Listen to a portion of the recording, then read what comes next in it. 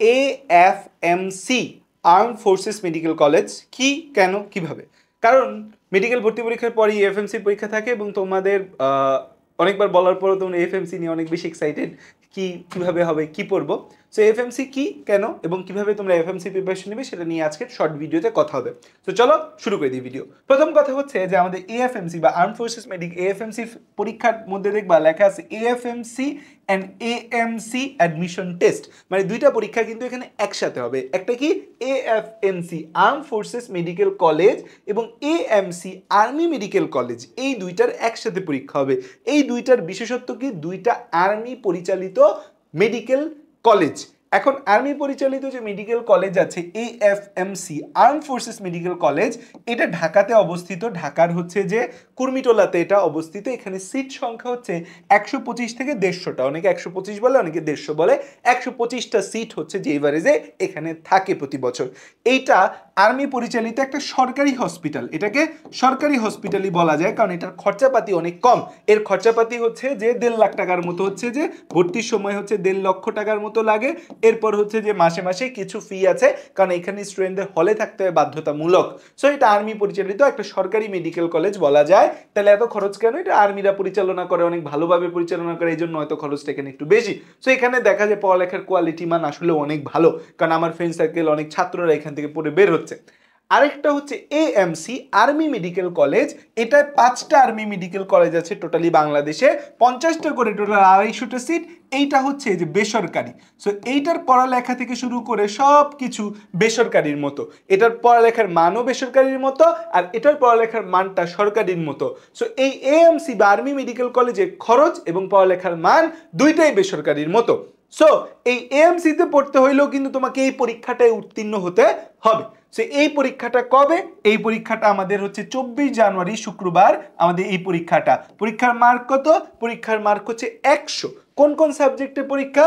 Biology, chemistry, physics, English, GK, total 5টা বিষয়ের উপর আমাদের পরীক্ষা। মার্ক মেডিকেলের মতো, জিকেতে ইন্টারন্যাশনাল আছে, আর বাকি সব কিছু মেডিকেলের মতো। প্রশ্ন মেডিকেলের চেয়েও সহজ হয় এই জায়গায়। মেডিকেলের যেই লেভেলের সহজ হয়েছে তার চেয়েও বেশি লেভেলের সহজ প্রশ্ন এই জায়গায় করা হয় এএফএমসিতে। এখন এএফএমসির জন্য তুমি কেমনে পড়বা? আমি বলতেছি যে তোমার আসলে কিছুই করার নেই, এএফএমসির জন্য তুমি কেমনে পড়বা? তাও তুমি এএফএমসির জন্য পড়তে চাও, কারণ তুমি চাচ্ছ যে তুমি একটু পড়ালেখার মধ্যে থাকো। তাহলে এই ভিডিওটা দেখার পর প্রথম কাজ হবে সবকিছু, এই ভিডিওটা দেখার পর প্রথম কাজ হবে ফেসবুক আনইনস্টল করে দেওয়া। ফেসবুকে, কারণ কালকে রেজাল্ট দিবে, রেজাল্ট দেওয়া সবাইকে নিয়ে ভাইয়ারা অনেক লাফালাফি করবো আমরা।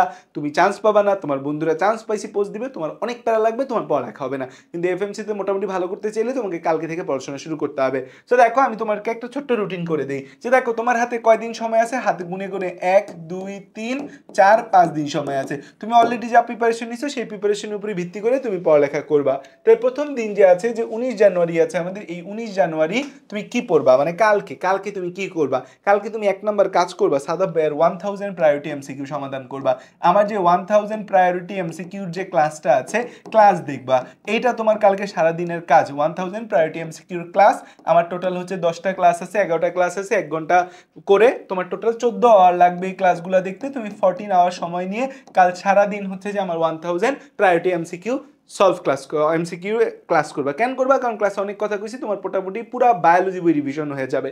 তারপরের দিন তুমি 20 জানুয়ারি কি করবা? 20 জানুয়ারি তুমি হচ্ছে যে শান্ত ভাইয়ার হচ্ছে যে মূল বই সিরিজের ক্লাস করবা। শান্ত ভাইয়ার মূল বই সিরিজের কেমিস্ট্রি ক্লাস, মূল বই সিরিজের কেমিস্ট্রি ক্লাস, মূল বই সিরিজের কেমিস্ট্রি ক্লাস, প্লাস হচ্ছে যে জৈব যৌগের উপর ভাইয়া একটা মেগা ক্লাস দিছে, জৈব যৌগের ক্লাস দিছে, সেই ক্লাস। শান্ত ভাইয়ের ক্লাসও অ্যারাউন্ড 14 ঘন্টা তোমাকে শান্ত ভাইয়ের ক্লাস করতে হবে। ক্লাসটা করবা মূল বই সিরিজের ক্লাস, একদম মূল বই নিয়ে বসে ক্লাস করবা, আর জৈব যৌগের ক্লাস করবে। এই দুইটা ক্লাস করলে বায়োলজি কেমিস্ট্রি মোটামুটি তোমার গুছিয়ে যাবে। ফিজিক্সের জন্য তুমি নেক্সট দিন, তাহলে বায়োলজি কেমিস্ট্রি 2 দিনে গুছিয়ে গেছে। নেক্সট দিন তুমি কি করবা? নেক্সট দিন তুমি ফিজিক্সের জাস্ট অনুশীলনী পড়বা। ফিজিক্সের জাস্ট অনুশীলনী, আর কোনো কথা নাই। কার কার? ইসাক স্যারের অনুশীলনী পড়বা, আর হচ্ছে তপন স্যারের অনুশীলনী পড়বা। এতটুকু দেখতে তোমার কত? এতটুকু দেখতেও প্রায় 12 আওয়ারের মতো সময় লাগবে। তারপর কি? তারপর হচ্ছে 22 জানুয়ারি। 22 জানুয়ারি তুমি কি করবা? 22 জানুয়ারি তুমি হচ্ছে যে কোন জায়গায় হিট করবা তুমি 22 জানুয়ারি? 22 জানুয়ারি তুমি হিট করবা হচ্ছে যে বায়োলজি, কেমিস্ট্রি, ফিজিক্স গেল, তোমার বাকি আছে ইংলিশ, জিকে। ইংলিশ এবং জিকে তুমি বিসিএস এবং বিসিএস পড়বা। ইংলিশ জিকে তুমি কি করবা? বিসিএস প্লাস হচ্ছে ভার্সিটিতে যে প্রশ্নগুলো আসছে লাস্ট দিন ইংলিশ জিকের জন্য করবা। আর 23 তারিখ তুমি হচ্ছে বায়োলজি বই পুরাটা, বায়োলজি পুরা বই চোখ উল্টাবা। বায়োলজি আবুল হাসান এবং ইসাক, এই দুইটা বই, আবুল হাসান এবং হচ্ছে আবুল হাসান এবং গাজী আজমল স্যারের বই, এই দুইটা বই হচ্ছে তুমি পেজ উল্টাবা। এইটা হবে তোমার নেক্সট 5 দিনের শিডিউল। এটা আমার মত, এই শিডিউল অনুযায়ী চলো, তাইলে হচ্ছে যে তোমার খুব ইজিলি সুন্দর মতো এফএমসির জন্য তুমি আগে যাবা। এবং এফএমসিতে 23 তারিখ পরীক্ষা দিয়ে 24 তারিখ পরীক্ষা দিয়ে এসে তুমি যেটা করবা, বা তুমি এখনই আমার মনে হয় করে ফেলা উচিত, সেটা হচ্ছে আমরা ডিউ ক্র্যাশ কোর্স 4.0 লঞ্চ করে দিছি ডিউর জন্য। কারণ এএফএমসি একদমই আনসার্টেন। এএফএমসিতে তোমার হবে কি হবে না এটা অনিশ্চিত। কেন অনিশ্চিত? এই যে তোমার সিট দেখতেছো না প্রাইভেটে, তোমার তো ক্যাপাবিলিটি থাকলে তো তুমি আর এএফএমসির জন্য চিন্তা করতে না, আগেই প্রাইভেটের কথা চিন্তা করতে। এই যে এই জায়গায় এখানে প্রায় 50-60% হচ্ছে কোটা, এখানে প্রায় 50-60% কোটা। এই জন্য এই এক্সামে কারো মার্কও প্রকাশ করে না, ডিরেক্ট রেজাল্ট দেয়, কারণ এখানে কোটা থেকে প্রচুর মানুষজন যায়। সো আলটিমেটলি তুমি চান্স পাবা কিনা এর কোনো নিশ্চয়তা নাই। সো ডিউ ক্র্যাশ কোর্স কিন্তু আমাদের শুরু হয়ে যাবে, ক্লাস লঞ্চ হয়ে গেছে, ক্লাস শুরু কিন্তু আমার 24 জানুয়ারি থেকে। সো হচ্ছে 24 জানুয়ারি সকালে পরীক্ষা দিয়ে আইসা বা এর আগেই ভর্তি হয়ে যাও ডিউ ক্র্যাশ কোর্সে, কারণ নাইলে আলটিমেটলি তোমার জন্য হচ্ছে যে খুব টাফ হয়ে যাবে এরপর ডিউ ক্র্যাক করা। কিন্তু এফএমসির জন্য এইভাবে পড়লে মোটামুটি আশা করি এফএমসি তোমার জন্য সহজ হবে। সো থ্যাংক ইউ, আসসালামু আলাইকুম, ধন্যবাদ, ভালো থাকো, সুস্থ থাকো।